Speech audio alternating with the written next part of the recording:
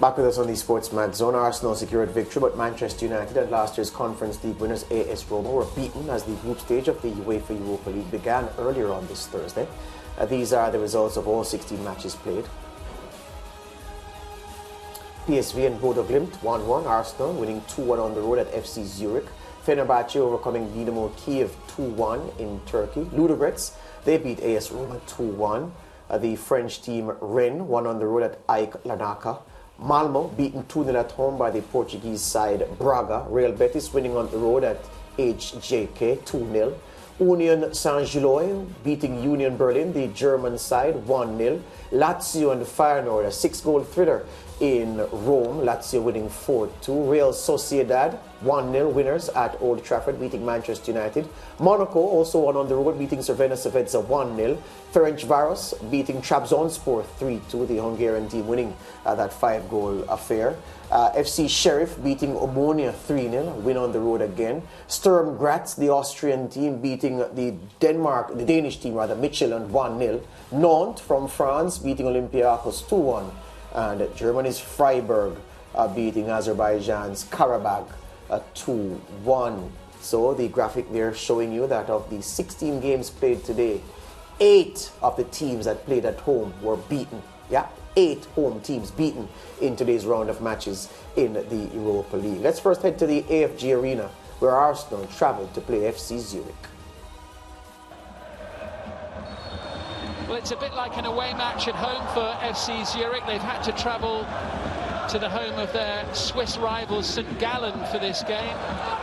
Away comes Fabio Vieira, busy little bee of a player, and Nketiah makes the run. Kamberi goes with him, and Nketiah sends it across. Great chance for the opening goal, and it's Marquinhos. Marquinhos hasn't had long to settle in with his new club, only arriving this summer from Sao Paulo.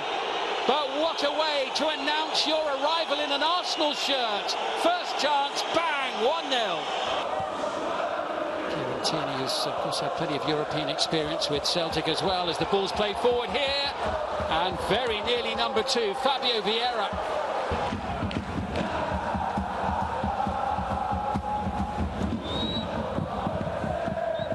Fabio Vieira, here's Xhaka with the shot.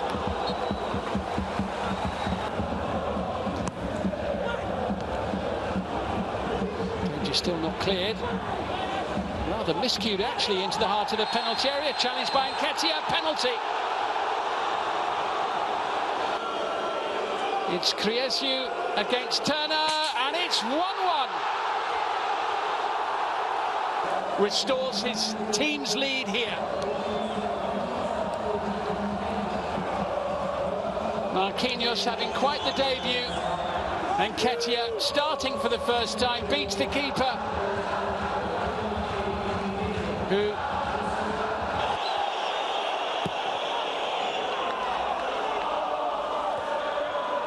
Arsenal fans in good voice, plenty of them as well, and they'll be glad they made the journey to see Mikel Arteta's team tonight, because they've taken the 3 points. So excellent performance, well, excellent result, and a good performance too from Mikel Arteta's men, winning on the road 2-1 away to Sturm, away to the Swiss team. Let's also get highlights from Old Trafford, where Manchester United hosted Real Sociedad. In 2008. Silva, Manchester United caught out by that corner. Here's Kubo once more, pull back for David Silva. Well, now the whistle's gone and the yellow card is out, and the referee's given a penalty for hands, has he? It was Martinez, and it came off his leg up onto his arm. He scores. He fires it into the corner. From Celta Vigo, it's the second goal that he scored in their colours. It's just perfectly put out of the reach of David De Gea. Martinez. Garnacho, very nicely brought down. Up against Gorosabo. Fred. Ronaldo leaves it, and it's a swing and a miss from Jadon Sancho. Martinez. It's the sort of drive Manchester United need to see. Fred. Pulled back neatly. But Ronaldo, as he shaped to find the finish, was met at the same time by some good Real Sociedad defending. Fred's seen Ronaldo, that's intentional. And De Gea gets it away, and Real Sociedad have recorded their first ever victory against English opposition in European club competition. Brent Sancho is in England and he joins us now. Welcome back to the program, Brent. Hey George, how are you doing? Good afternoon to all your viewers everywhere. All right, good. Let's start at the handball at in Manchester United's game against Real Sociedad. The rule where handball is concerned, as applied in the English Premier League, and I'm stressing the word applied, if the ball deflects off the player's body onto their hand or arm, it is not a penalty. Why was that rule not applied in the UEFA Cup today? Europa League, rather. Yeah, of course, with VAR, there are certain specifications to it. It's applied in different ways in different leagues, as you would know, George. But let's be quite blunt and honest here. That was never a penalty. In no stretch of the word, nowhere, no how. So to see something like that given, even from a common sense perspective, let's just talk purely football here. And what amazes me, the referee made the decision right away without even consulting or going towards VAR. And just the fact that the referee did that tells me that he certainly made a horrendous decision, because to me, that's not a penalty. Yeah, the other thing to consider is this. When you look at what the International Football Association Board, who make the rules in football, IFAB, said about handball, they said that the hand has to be deliberately engaged with the ball. Yeah, that's one. Then the other thing they said was that if it is that the player approaches the ball in such a way as to make their body bigger by how they position their arm, and if them extending their arm is not consistent with how their body is positioned, then it is a handball, it is an infringement. In the first instance, Martinez didn't seek to engage the ball with his hand. In the second instance, Martinez diving, obviously your arms are going to go out to break your fall, and the ball deflected off. So I'm saying the referee says penalty. It was checked, and the person in the VAR chair looked it over, saw the big deflection, which we saw real time, and said penalty. Right? That's the disappointing part.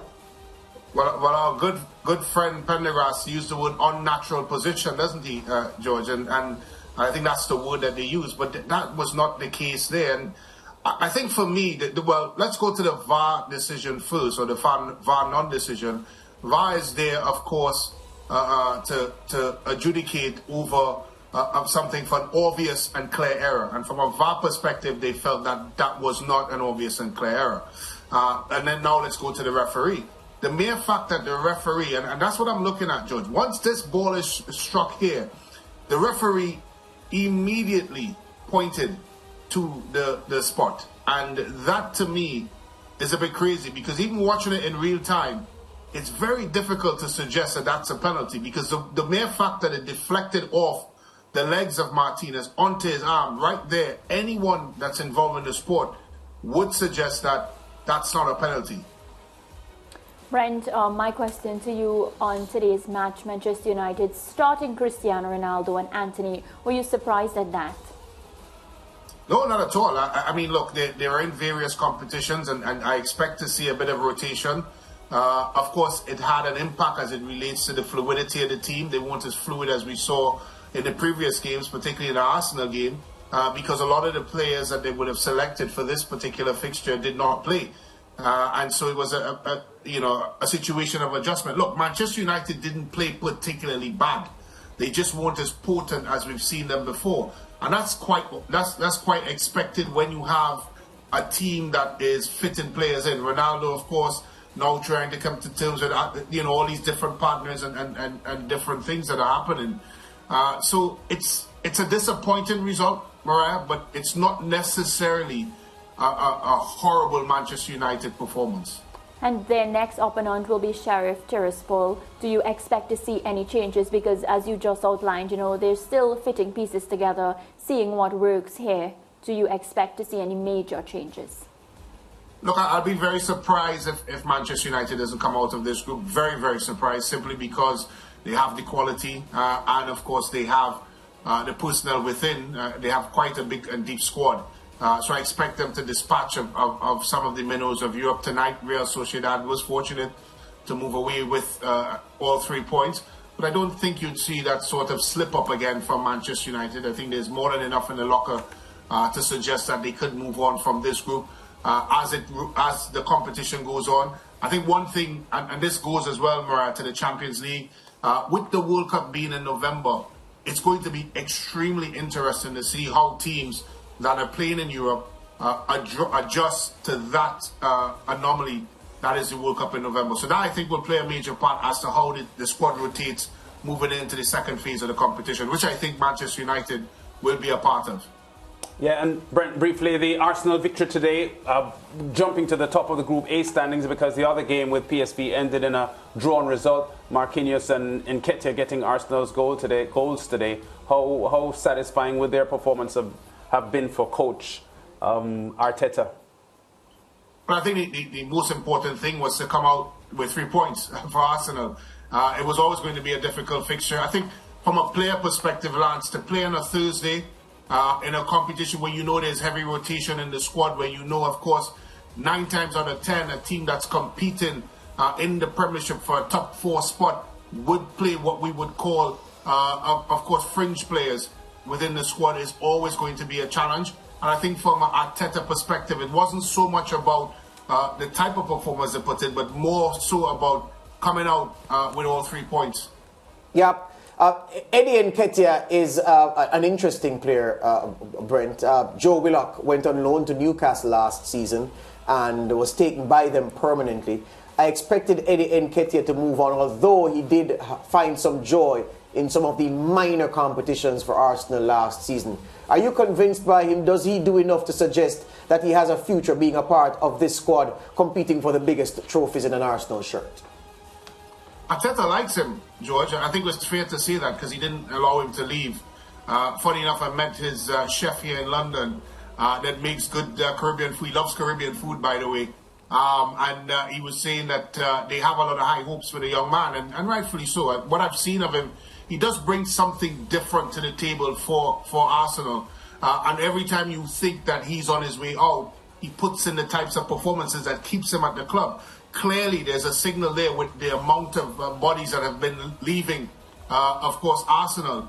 And the fact that he's still there, Arteta certainly would like to see more of him. And of course, giving him the opportunity to play. Yeah, and to back up that point, if you look at the 3 who've been on the fringe at Arsenal for some time after coming through the system, Eddie Nketiah still there, Joe Willock gone, and Maitland-Niles a nowhere man right now and doesn't seem to have the confidence of Arteta, and Eddie Nketiah is still front and centre. So I think we can accept that Arteta sees him as an important part of the squad. Let's move on and talk about Jose Mourinho, because when he signed La Joya, the jewel Paulo Dybala in the summer, we said, well, his Roma would have taken on a new look immediately. He got Nemanja Matic on a free transfer from Manchester United, and then he got Georgino Wijnaldum, and you thought that, this is going to come together nicely with Tammy Abraham and Zaniolo and the others who were in the squad last year that won the Conference League. It started well in Serie A, but it has just gone a little bit off the rails domestically, and I didn't expect them to surrender so meekly to Ludogrets today, Brent Sancho. Yeah, I was a bit surprised, but we've seen this before, haven't we, George, with Jose Mourinho team. When they go into a slump, they really do go into a slump. And as much as I agree with you with the talent that they possess and the players that you would have mentioned as part of this Roma squad, you thought that they would have had enough to get out of this fixture. But it was, I would say, a poor performance. And I looked at parts of the game, and I would suggest that Ludogrets was good value for money. They deserve their 3 points. The question is, though, how does Jose Mourinho change things? He's a manager that's not very flexible, and that is my concern with the group that he has there, with the early struggles that they have now. how is he going to turn things around? Because as I said, I just don't think he's flexible tactically enough to make the changes necessary to get Roma kicking again. Yeah, you made a very good point, Brent, to say that when Jose Mourinho teams go in a funk, they stay there for a while. They don't have a bad game or two. They have a bad run of 5, 6, 7 games where they are rotten. And speaking of players, of course, Wijnaldum missing with that broken leg that he picked up in training, so he'll be unavailable for a stretch. The poor fellow may even miss the Qatar World Cup. One more before we go. Lazio and Feyenoord 4-2 over there in Rome. Lazio winning 4-2. It's been...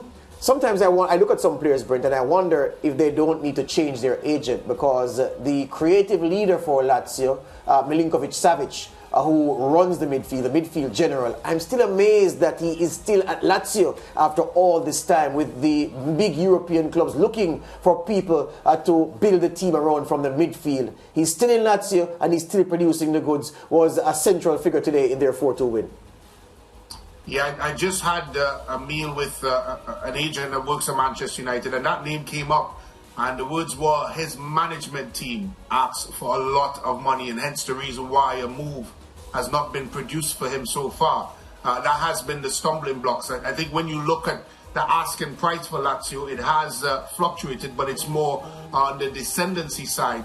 But I think when you have a management group that is seeking their fair share, or even more than their fair share, of the monies, you do have a stumbling block and a challenge, and I think that's the reason why he's still in a Lazio shirt. And you're right, it's amazing with all the transfers we have seen so far throughout the summer period that he was not one that moved, and I think that will continue unless, of course, the asking price is to drop. Yeah, arguably he's the best player in Rome across Lazio and Roma and the other smaller teams that don't play a Serie A football. All right, thank you very much, Brent, as usual. We will catch up and, we'll talk more football soon.